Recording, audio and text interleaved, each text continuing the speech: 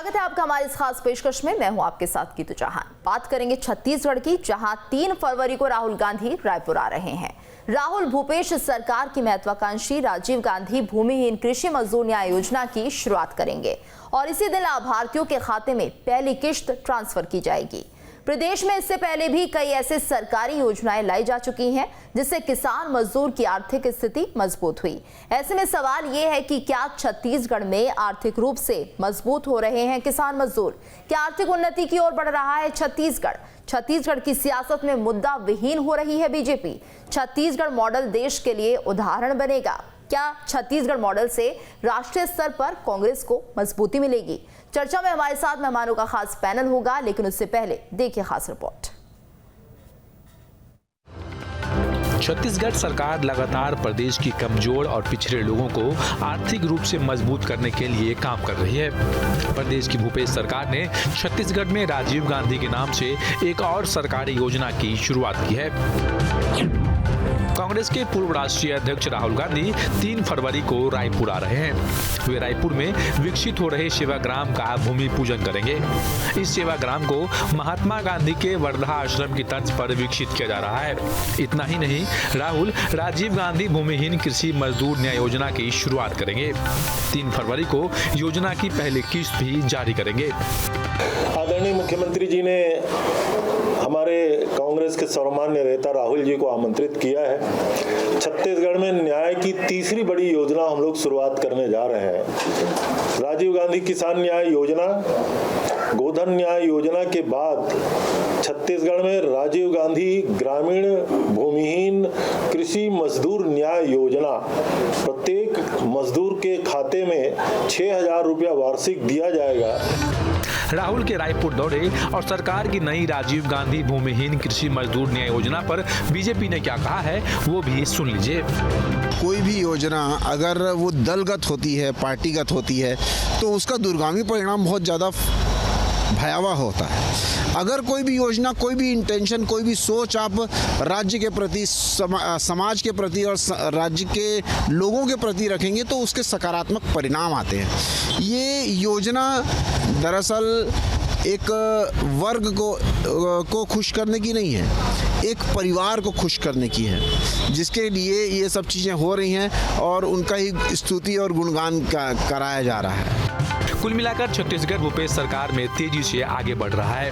प्रदेश में लोगों की आय बढ़ाने के लिए सरकार पहले भी कई सरकारी योजना ला चुकी है, जिसमें भूमिहीन कृषि मजदूर न्याय योजना के रूप में एक और योजना जुड़ गई है। वैसे तो कांग्रेस पार्टी की सरकार देश के कई राज्यों में काम कर रही है, लेकिन छत्तीसगढ़ का विकास मॉडल कांग्रेस के लिए संजीवनी का काम कर रही है। यही वजह है देश के आने वाले 5 राज्यों के चुनाव में भी कांग्रेस छत्तीसगढ़ मॉडल को भुनाना चाह रही है। खुद प्रदेश के मुख्यमंत्री भूपेश बघेल लगातार कई राज्यों में जाकर प्रदेश की योजनाओं की चर्चा करते रहते हैं ताकि कांग्रेस के पक्ष में माहौल बन सके। Team news state. और इस वक्त हमारे साथ खास मेहमान जुड़ चुके हैं। हमारे साथ बाबूलाल शर्मा वरिष्ठ पत्रकार जुड़े हुए हैं। इसके साथ साथ कांग्रेस के प्रवक्ता धनंजय सिंह ठाकुर भी हमारे साथ बने हुए हैं। आप दोनों का बहुत बहुत स्वागत है। तो धनंजय जी, जिस तरह से ये नई योजना की शुरुआत हो रही है, कृषि की जिस तरह से भूमिहीन कृषि मजदूरों के लिए ये शुरुआत की जा रही है, तो कितना लाभ पहुंचेगा ऐसे मजदूरों को और किसानों को? देखिए, जिस प्रकार से छत्तीसगढ़ में कांग्रेस की सरकार बनी और पहले दिन से लेकर आज तक मुख्यमंत्री माननीय श्री भूपेश बघेल जी छत्तीसगढ़ के हर वर्ग के लिए काम कर रहे, हर वर्ग के आर्थिक विकास के लिए, हर वर्ग के उन्नति के लिए, हर वर्ग को मदद करने जो सरकार की प्रतिबद्धता होती है उसको पूरा करने का काम कर रहे हैं।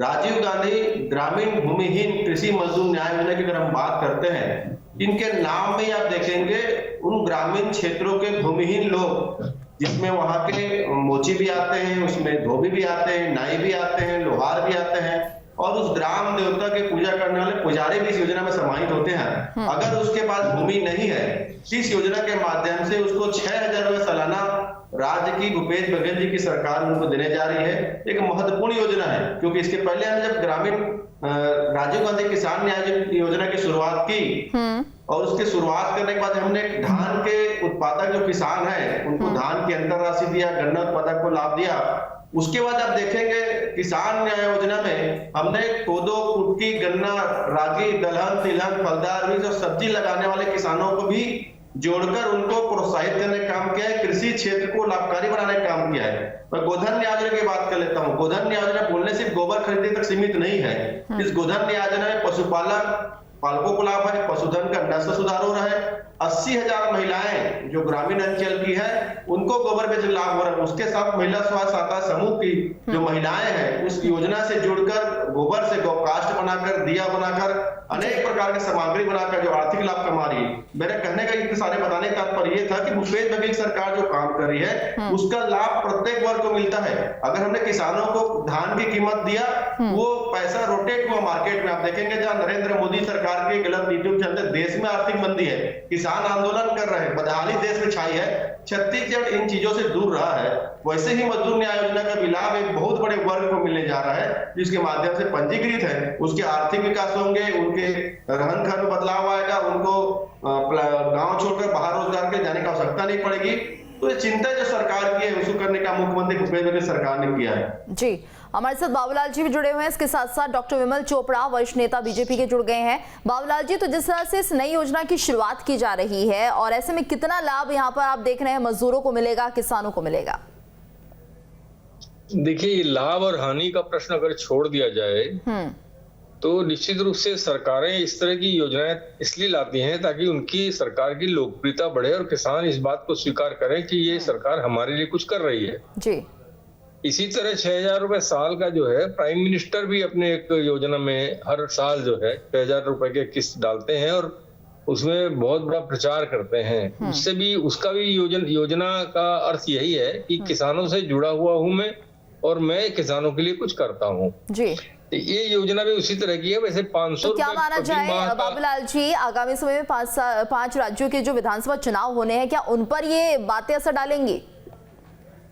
देखिए, ये योजना तो ऐसी है कि आप कहीं भी प्रभाव डाल सकते हैं। पूरे देश के लिए भी प्रधानमंत्री हर माह में, 1.5 माह में जो है राशि हस्तांतरित की जा रही करके प्रचार प्रसार करते हैं ना। ये योजना गलत नहीं है। एक ऐसे गरीब, भूमिहीन गरीब का अर्थ ही होता है कि भूमिहीन के पास पैसे नहीं होते, उनको अगर जिस समय 500 रुपए भी मिलेंगे तो उनके लिए बहुत बड़ा महत्व होगा। और अगर 4 महीने में एक बार 2,000 रुपए आएंगे एक साथ, जैसी कि ये योजना है 3 किस्त में दिए जाएंगे 2,000 रुपए, तो 2,000 रुपए मतलब 4 माह के इकट्ठे जब आएंगे 2,000 रुपए उनके लिए बहुत मायने रखता है। 500 रुपया भी मायने रखता है क्योंकि उनके पास पैसे नहीं होते हैं और वो बहुत गरीब लोग होते हैं, भूमिहीन होते हैं, उनको जमीन नहीं होती है। जमींदारों के पास में, बड़े किसानों के पास में रोजी रोटी कमाते हैं, किसान माने मजदूर का काम करते हैं, ऐसे लोग हैं। उनके लिए सोचा जाना निश्चित रूप से अच्छी योजना है, अच्छा काम है, अच्छे प्रयास हैं। अब सवाल ये है कि ये इम्प्लीमेंटेशन ठीक ढंग से हो जाए और इसका प्रचार प्रसार तो निश्चित रूप से सरकार करेगी। एक अच्छी योजना हमने लाई है करके, और भी बहुत सारी योजनाएं हैं जिसका प्रचार प्रसार होता है। और डॉक्टर विमल जी क्या कहते हैं, एक प्रश्न, एक बात और कहूंगा मैं इसमें कि इस योजना के माध्यम से भी इस सरकार ने, राज्य सरकार ने ये बताने का प्रयास किया है कि मेरा ध्यान जो है किसानों पर, ग्रामीणों पर, गरीबों पर है। जी बिल्कुल। डॉक्टर विमल जी, आप क्या मानते हैं, भूमिहीन कृषि मजदूर योजना की जो शुरुआत की जा रही है और कहीं ना कहीं इसको न्याय से भी जोड़ा गया है, तो क्या वाकई न्याय हो पाएगा मजदूरों के साथ?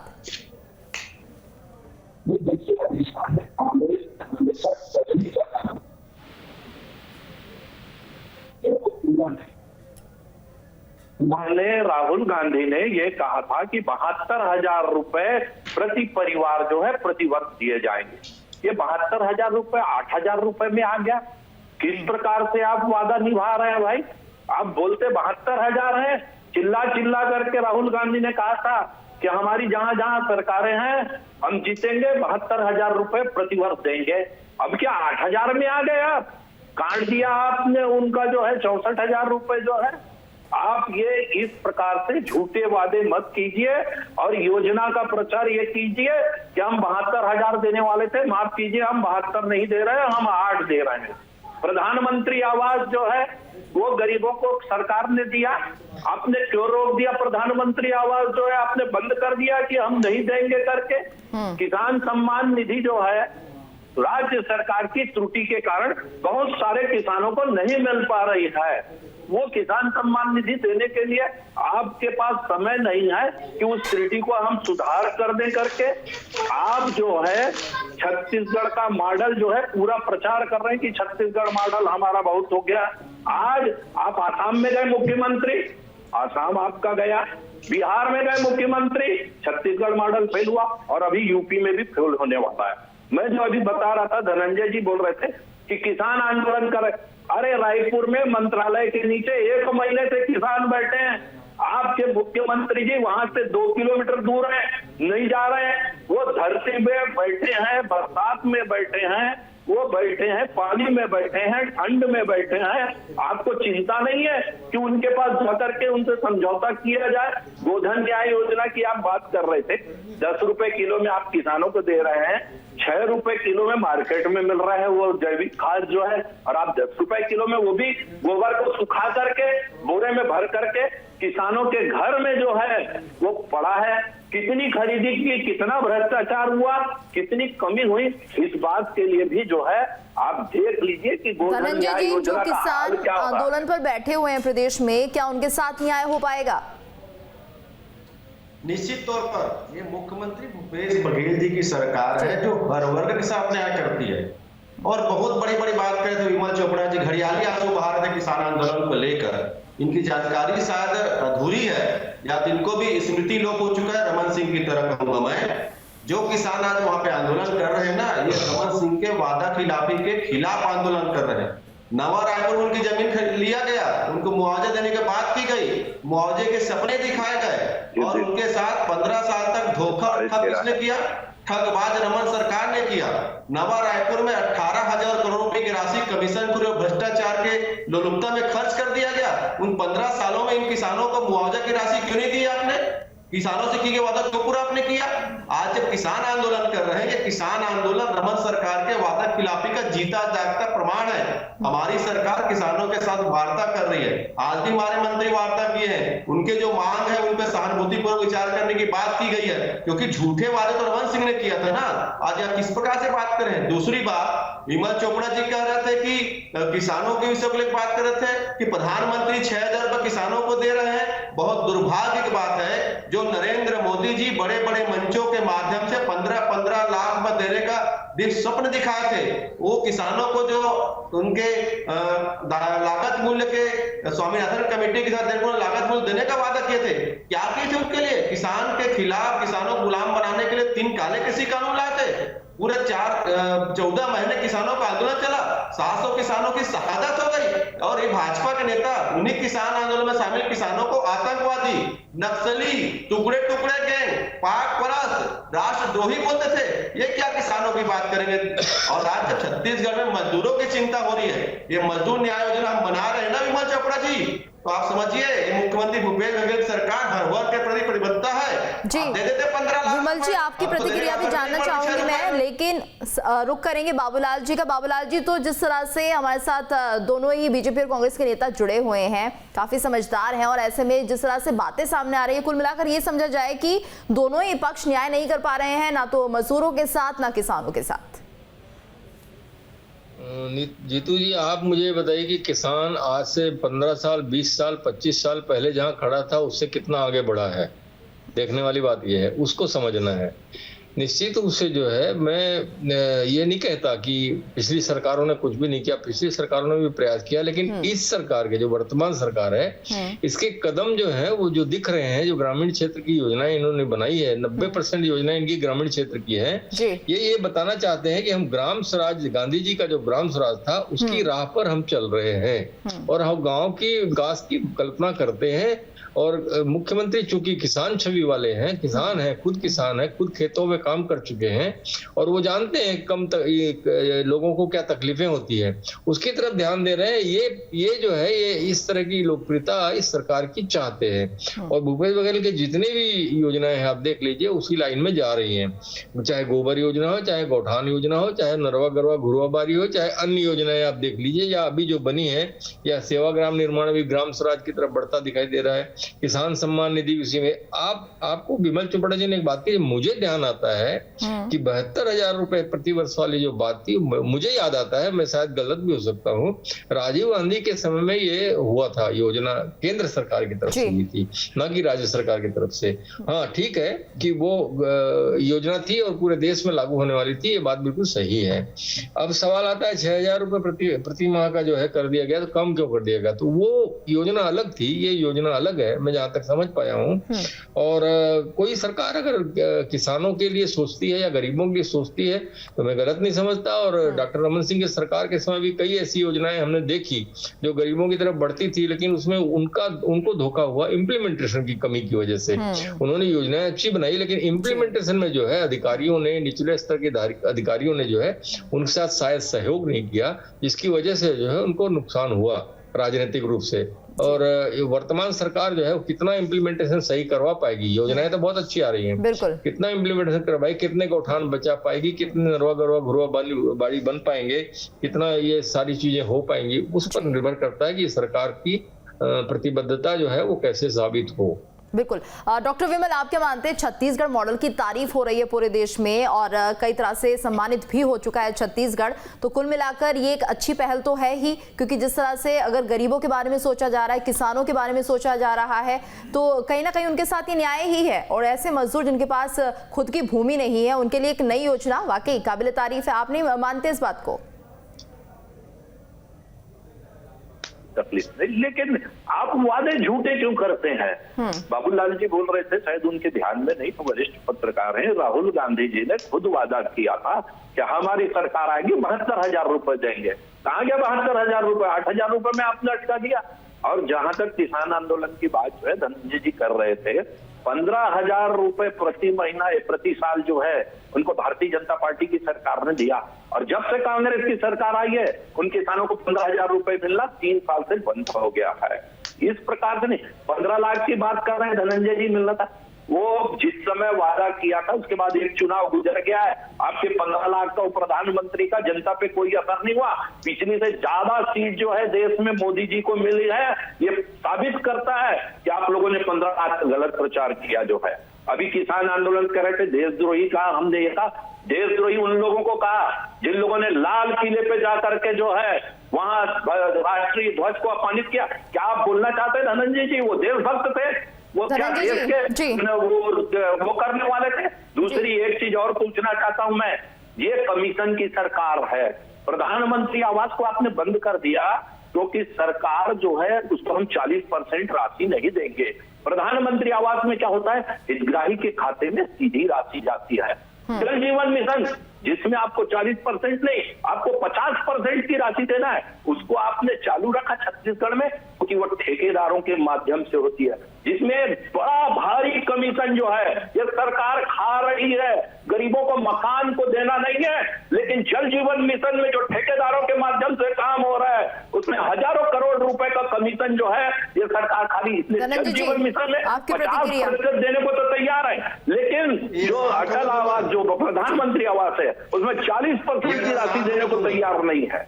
डॉक्टर विमल जी जवाब सुन लेते हैं, धनंजय जी खुद मौजूद है, बताएंगे जी। मुझे तो विमल चोपड़ा जी के साहस का मैं तारीफ करूंगा जो नरेंद्र मोदी जी के 15 लाख देने के वादे को झूठा और वादा खिलाफी स्वीकार कर लिया। अमित शाह जी भी स्वीकार करे चैनल के माध्यम से कि नरेंद्र मोदी जो बोलते हैं वो जुमला होता है। आज विमल चोपड़ा जी की साहस को भी मैं बहुत बहुत तारीफ करता हूं कि नरेंद्र मोदी जी की बातों को इन्होंने झूठा, जुमला और दगाबाजी करार दिया है। 15 लाख का वादा इन्होंने किया था ना, ये बात कर रहे थे सरकार बनने की, जब मोदी वन सरकार थी पूरे देश में भारतीय जनता ये कहा कि कांग्रेस ने 15 लाख का जो प्रचार किया था। डॉक्टर विमल जी धनंजय जी को सुन लेते हैं, उसके बाद आप अपना पक्ष रख सकते हैं। इनमें क्षमता नहीं सुनने की, इनमें साहस नहीं सुनने की, क्योंकि ये उल्टा घुमाओगे। मैंने जो कहा उसको आप उल्टा बोलोगे। मैंने ये कहा धनंजय जी 15 लाख का आपके झूठे प्रचार की। डॉक्टर विमल जी, धनंजय जी अपनी बात रख रहे हैं, जरा सुन लीजिए, फिर आपकी भी प्रतिक्रिया ली जाएगी। जी मैंने सुना, आपकी क्षमता नहीं सुनने की। मैंने कहा ना, अमित शाह के बाद किसी ने स्वीकार किया कि नरेंद्र मोदी जी झूठ बोलते हैं, नरेंद्र मोदी जुमला करते हैं, तो विमल चोपड़ा जी है। नरेंद्र मोदी जी झूठ नहीं, कांग्रेस के लोग झूठ बोलते हैं। ये कहा धनंजय जी जब बैठते हैं ना डिबेट में,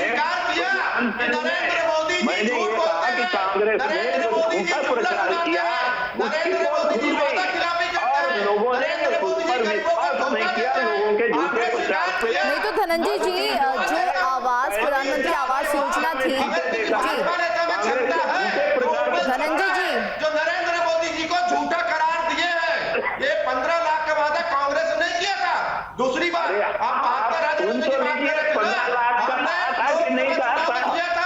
तो चलिए ये सिलसिला तो चलता रहेगा, आरोप लगते रहेंगे और ये दौर चलता ही रहेगा। बाबूलाल जी, आप क्या मानते हैं, जिस तरह से खामियां दोनों ही सरकार में रही है, लेकिन जैसा कि आप कह रहे हैं इम्प्लीमेंटेशन होना बहुत जरूरी है। योजनाएं तो तमाम तरह की बनती हैं और शायद उस वक्त ज्यादा बनने लगती हैं जब नजदीक ही इलेक्शंस होने होते हैं।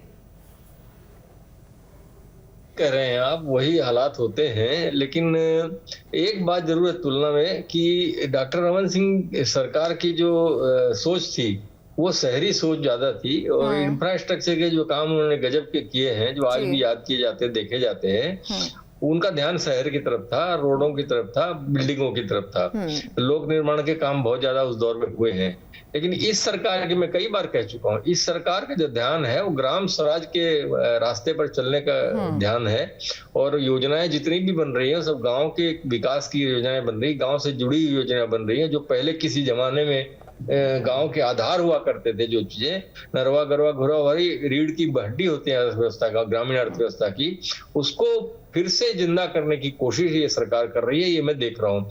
बस उसमें क्या है, योजनाएं इतनी शानदार हैं, इसमें जो सिस्टम होता है, देखिए सब जगह क्या है, सिस्टम साथ देना चाहिए। आप योजनाएं बनाए, सिस्टम कर, एजेंसी तो कौन है, एजेंसी वो सिस्टम है ना पूरा, जो नीचे तक जाएगी। तो वो सिस्टम में बैठे हुए जो लोग हैं वो उसको किस तरह से लेते हैं, किस तरह से उसका इम्प्लीमेंटेशन करते हैं, सरकार की मॉनिटरिंग की कितनी चुस्त व्यवस्था है, कहाँ तक पहुंच पाती है, क्या गलती करने वालों को सजाएं मिलती है, क्या अच्छा काम करने वाले की पीठ थपथपाई जाती है, वो सबसे महत्वपूर्ण होगा। और निश्चित रूप से योजना, ऐसी योजनाओं को मैं तारीफ ही करूंगा, चाहे वो केंद्र सरकार की, मोदी सरकार की योजना 6000 रुपए देने की हो, चाहे इस सरकार की अभी 6000 देने की योजना हो, और भी बहुत सारी योजनाएं जो है ग्रामीण क्षेत्र की, उसकी प्रशंसा करता हूं मैं। और गरीबों के बारे में सोच रही है ये सरकार, इसकी भी प्रशंसा करता हूँ। जो भी सरकार होगी देश में जो गरीबों के बारे में सोचेगी, किसानों के बारे में सोचेगी, उसको मैं अच्छी सरकार ही कहूंगा। बिल्कुल। तो जिस तरह से योजनाएं चलाई जा रही हैं कांग्रेस सरकार की तरफ से, वाकई काबिल तारीफ है, लेकिन इन्हें सही तरह से इम्प्लीमेंट करना होगा, ये बेहद जरूरी है। बहुत बहुत शुक्रिया आप सभी का इस पूरी चर्चा में हमारे साथ जुड़ने के लिए। और इसी के साथ हमारी इस खास पेशकश में इतना ही।